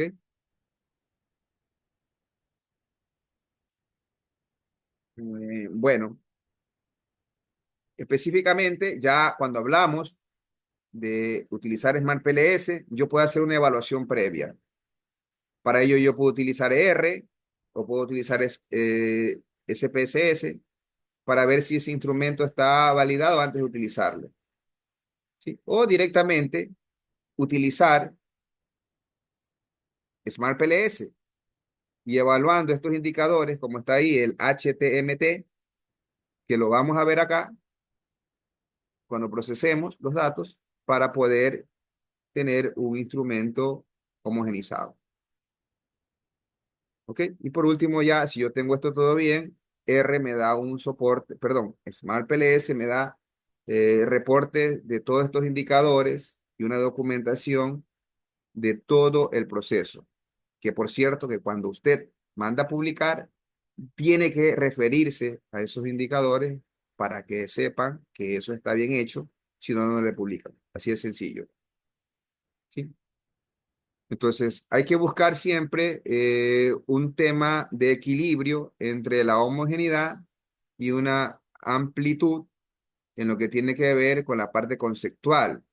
Entonces, ese equilibrio debe estar en la parte estadística teórica, donde se puede limitar un poco la parte conceptual para poder llegar a tener que lo que usted está dando tiene una riqueza, sobre todo matemática válida para que usted lo pueda exponer.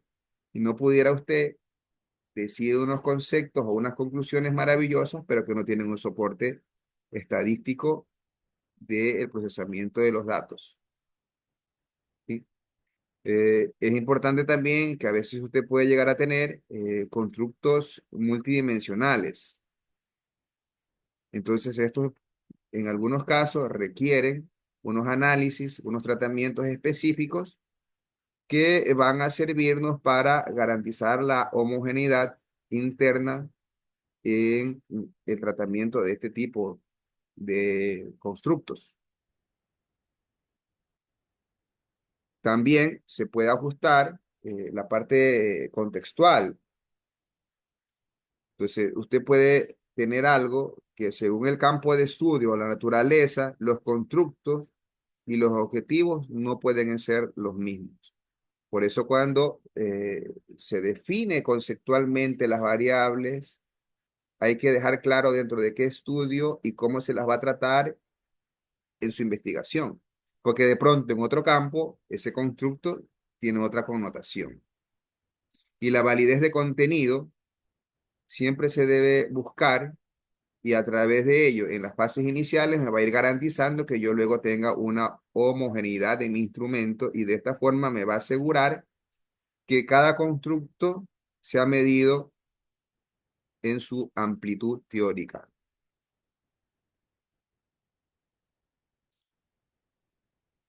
Ok, hemos finalizado la parte teórica que tenía planteado para el día de hoy. Vamos a tomarnos 5 minutos adicionales. Ya le dejo a usted para que esto le digo qué es lo que le toca hacer. Usted revísese cómo hacer el cálculo de alfa de Cronbach para que aquí en adelante cuando quiera lo hace en algún estudio. Véase este video que no tiene más de 5 minutos, donde le dice cómo utilizar este software G Power el cálculo de la muestra, ¿no? Para poder trabajar. ¿Ok? Entonces, ahora yo voy a venir a ingresar a Smart PLS. Vamos a ver, okay, aquí yo lo tengo, Smart PLS. Pulgar arriba, los que han logrado instalar el aplicativo, me lo comentan, si lo lograron instalar. O contéstenme en el chat. Si no, yo seguro sé que lo han. Bueno, uno nomás. Solo un colega. 4 colegas. Bueno, el chat. Bueno, si hay más de uno. Ok, perfecto. Sí, sí están algunos. Muy bien, entonces vamos a explicar. Bueno, comentarles que esto es extremadamente sencillo. Ya yo ingresé. Una vez que usted ingresa, por ejemplo, instala, que esa parte ya lo enviamos, le va a instalar aquí algo que se llama Smart PLS, la versión, a mí me envió a actualizar.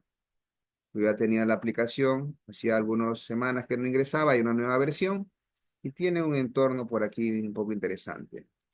¿Ya? Entonces yo tengo aquí, nosotros estamos trabajando en este momento, ojo, cuando salió esto solo era para mínimos cuadrados parciales. Y ahora también puedo hacer covarianzas por acá. Smart PLS no es el único software así gráfico que me permite trabajar. Hay otro también, Amos o Amos de IBM también me permite trabajar con modelos de ecuaciones estructurales, ¿no? O sea, aquí yo tengo algunos estudios que he hecho, ¿sí? Pero voy a empezar algo desde cero. Lo primero que tengo que hacer cuando estoy aquí es crear un proyecto. Por favor, me confirman si se ve mi pantalla, porque de aquí yo voy a dar unos clics y entonces no quisiera que nos perdamos. Esto no es complejo. Si se ve, perfecto, gracias. Entonces yo vengo aquí y yo digo nuevo proyecto. Yo creo un proyecto yo. Nuevo proyecto. Le debo dar un nombre. Yo voy a ponerle aquí, vamos a ponerle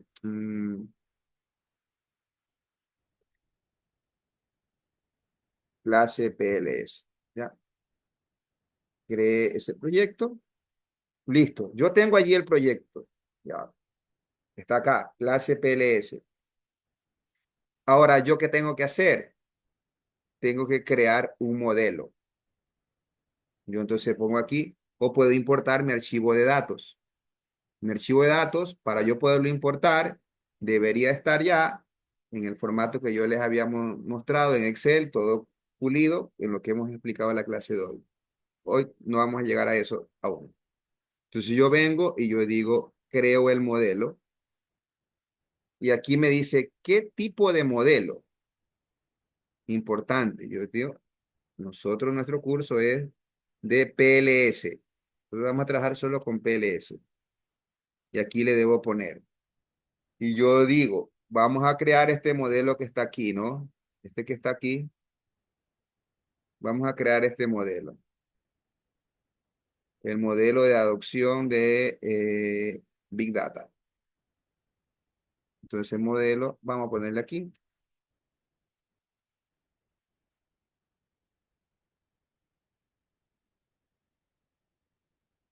Creo este modelo. Ya está. Si me aparece en blanco, me aparece en blanco. Ya, aquí está. Todo esto, si lo tendría que hacer en R, ya aquí ya me hubiera gastado algunas líneas para hacer esta parte. Entonces yo ahora, ¿qué es lo que hago? Yo aquí tengo, ¿sí?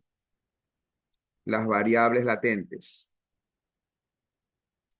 Doy un clic aquí donde dice variable latente, o también podría tener al 2, y doy un clic acá, y ahí yo le doy un clic, y yo le debería poner aquí el nombre a la variable latente. Por ahora, yo voy a utilizar esta que se llama contexto tecnológico.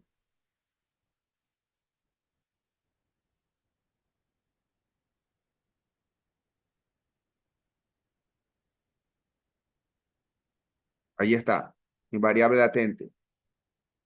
¿Sí? ¿sí? Doy otro clic por acá y esta va a ser contexto organizacional.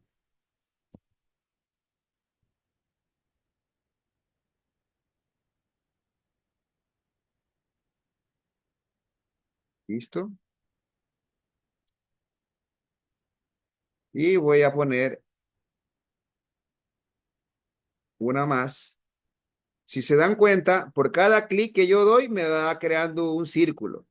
Si yo no quiero seguir creando variable latente, tengo que en la barra de herramientas seleccionar otra opción. Y este de acá es contexto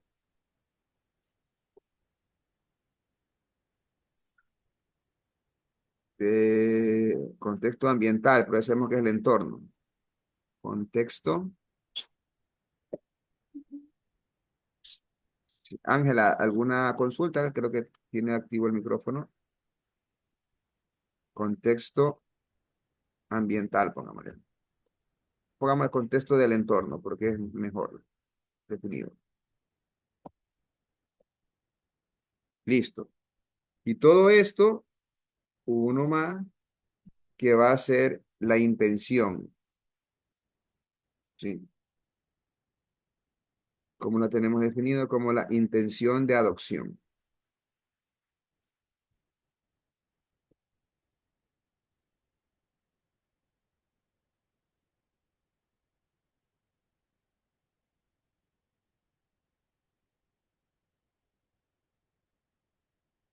Ya. Ahora, dejo de seleccionar las variables latentes y pongo selección, porque quiero que esto se vaya, lo tengo allí. Si yo quisiera que estos se vayan alineando, yo tengo ahí una opción para irlos alineando, pero ahí ya se van alineando solitos, ¿ya? He creado mis variables latentes. Ahora tengo que hacer la conexión de las variables. Es las hipótesis. A ello llego con esta opción que dice Connect. Aquí dice Connect. Y dice Conectar. Doy un clic en Connect y yo doy un clic en la primera y sin soltar el clic del mouse hasta que llegue para acá y la conectó. Así mismo cojo la segunda y llego hasta acá. Sin que sin soltarlo, ¿no? Y luego vengo por acá y allí está. Listo. ¿Alguna pregunta hasta allí? Entonces yo ya tengo creado allí mi modelo. Este modelo, escriban todo, ¿es modelo de medida o modelo estructural?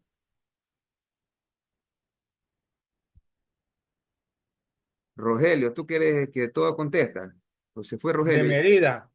De medida, te quito los 10 puntos que te di en la otra. Ah, estructural porque tiene No, este es el tres modelo hipótesis. estructural. El modelo estructural es el que conecta las variables latentes. Las hipótesis. Si le quitamos, dice, bien Roberto, muy bien. Le quitamos, Miguel, entonces los puntos adicionales a Rogelio. Bueno, Rogelio, tranquilo, está bien, así es, así estamos. Aquí equivocarse es gratis. Estamos aprendiendo. Muy bien. Listo. Hasta allí,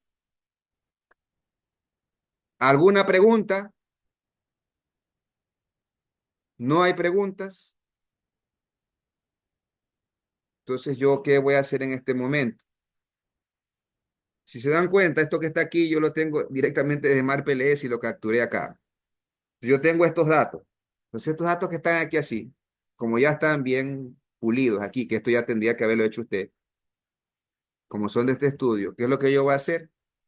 Los voy a guardar. Guardar como. Esto está en curso PLS. Lo voy a dejar aquí como datos. El mismo nombre le voy a dejar y le voy a poner aquí CSV. Si cojo esta opción.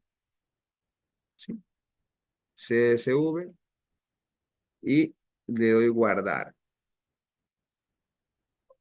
Me dice que solamente con eso el tipo de archivo seleccionado no es compatible con libros. Y este libro tiene múltiples hojas.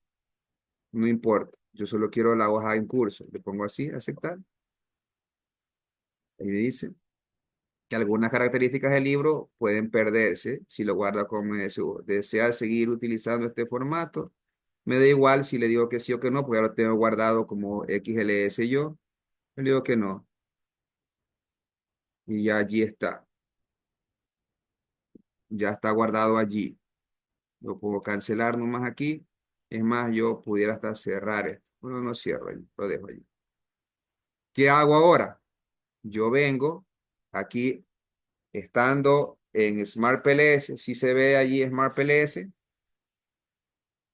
sí, estoy en Smart PLS, voy a la otra opción que les habíamos mostrado hace un momento. Ah, esto por cierto, guardo, de un clic en guardar, porque se me puede perder esto, puedo guardar. Le doy clic en el segundo icono, dice guardar, ya está guardado. Entonces ahora yo vengo atrás, ya estoy aquí, estoy en este proyecto que dice clase PLS. Y yo vengo ahora, doy un clic donde dice importar fichero de datos. Y ahora sí yo voy a buscar eso, que yo lo tengo en el curso PLS.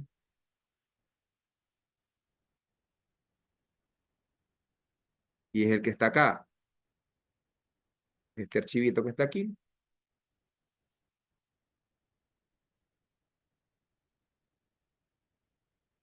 Y él, miren, como yo ya los tengo bien pulido, está bien trabajadito estos archivos, aquí, aquí te dice si hay algún dato que no lo puedes subir, él te lo va a decir aquí, ojo, que estos datos están mal o alguna cuestión, y él te dice. Entonces aquí están, y acá está el nombre del indicador. Ve aquí la importancia, si yo no le ponía codificados a los ítems, me iba a poner aquí todo el nombre de la pregunta. ¿Cuántos datos se pierden? Ningunos. ¿Sí? Allí está. Y el mínimo es 1 y el máximo es 10 porque yo tengo justo en esa escala, ¿no? Y todas son métricas. Pongo importar. Ya está. Aquí están los datos. Y aquí me da una estadística descriptiva que para su publicación es muy importante porque tiene que mostrarla. Entonces usted tiene aquí una opción que dice copiar a Excel. Usted copia esto a Excel, le da un clic aquí y después lo pegará en Excel. Pues aquí está por cada indicador, si el tipo de medida, datos perdidos, la media, la mediana, el número, y hay unas cosas más. Hay unos estadísticos descriptivos, ¿no? ¿Sí? Cada desviación estándar, la cortosis y la simetría. ¿Ok? Listo. Ya estamos. Aquí, ¿qué más hay que hacer? Aquí dice número de indicadores 21. Indicadores o variables observables. Muestra 67. Ya está. ¿Ok? Ya está importado. Ahora me voy al modelo. Y aquí la importancia de que como yo he codificado a los indicadores. Si se dan cuenta, hace un rato aquí no me aparecía nada aquí a la izquierda. Ahora ya me aparecen estos indicadores. Aquí están. Y entonces aquí, sencillamente, yo lo que hago, por eso que le decía, tranquilos, que con Smart PLS es sencillo. Para los que no quieren hacer esto, pudiéramos hacer todo con R. Entonces yo sombreo estos que son de ST y ya sé contexto tecnológico. Los arrastro hasta acá. ¿Ya? Esto no se ve muy bien, entonces le digo que se vaya para atrás, acá a la izquierda, a la derecha, perdón. Le digo a dónde quiero que se vayan los indicadores, se van para acá para que se vean mejor. Ya están. Contexto organizacional, por eso los tengo con CO, están allí. Los tengo allí. También esto que se vaya para atrás para que se vea mejor allí. Ya luego pudiera yo hacer algo. O esto de aquí los pongo para acá para que se vean mejor allí. Ahí sí. ¿Ya?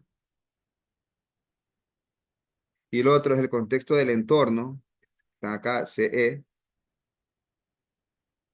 Los cojo y los arrastro hacia acá. Hago que esto se vayan para allá. Luego, tengo la intención de adopción de la analítica de datos masivos o Big Data. Hoy, debo tener en cuenta que solo debo marcar los que son. Los tengo allí y los arrastro hacia acá. Si se dan cuenta, ya deja de estar rojo, porque significa que ya tienen indicador. Allí está. Listo. Tenemos ya nuestro modelo creado. ¿Cuántos modelos de medida tenemos? Rogelio, para que te recuperes, ¿cuántos modelos de medidas hay aquí? 3, 4. 4. 4, porque hay 4 variables. Muy bien. Estimados colegas, hasta allí la clase de hoy. La siguiente sesión vamos a procesar esto y vamos a interpretarlo, pero para poder interpretar debemos revisar una parte teórica y luego recién a ver los índices que se calculan y poderlos interpretar. ¿Alguna pregunta antes de cerrar la sesión? No. Bueno, que tengan muy buenas noches. Buenas noches, pase bien. Buenas noches.